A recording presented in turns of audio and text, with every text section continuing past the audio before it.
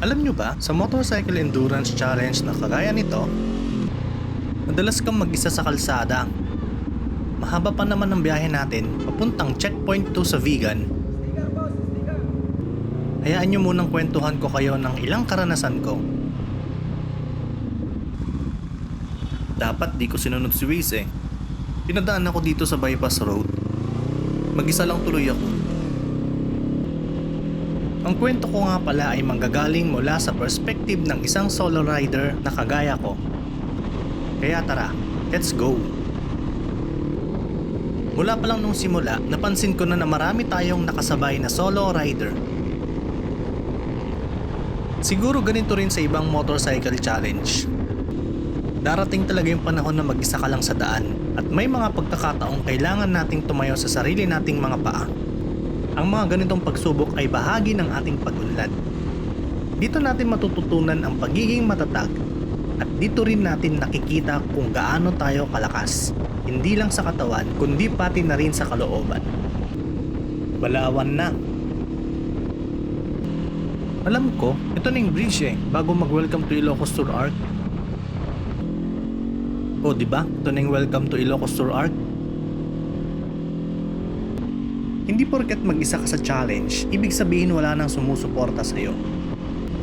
Huwag natin kalimutan na kahit hindi natin sila kasama, palaging may mga tao sa likod natin. Naghihintay na magtagumpay tayo. Santa Cruz na.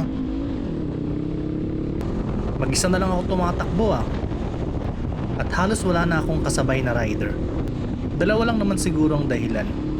Masyado akong mabilis o kaya naman ay masyado akong mabagal.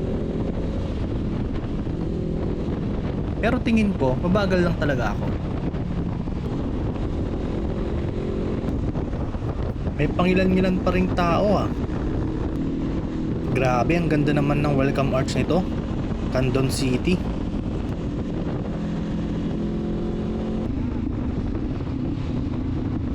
Sa mga pagkakataong mag-isa ako sa daan o sa anumang bagay sa buhay, lagi kong tinatandaan na ito ay bahagi ng aking journey na kailangan ko talagang tahakin mag-isa.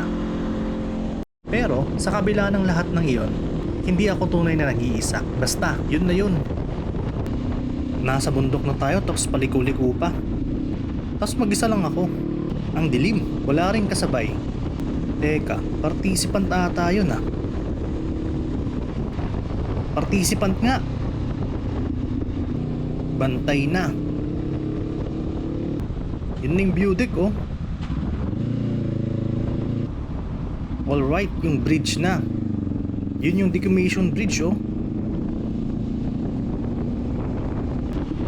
Sigurado ako malapit na checkpoint nito.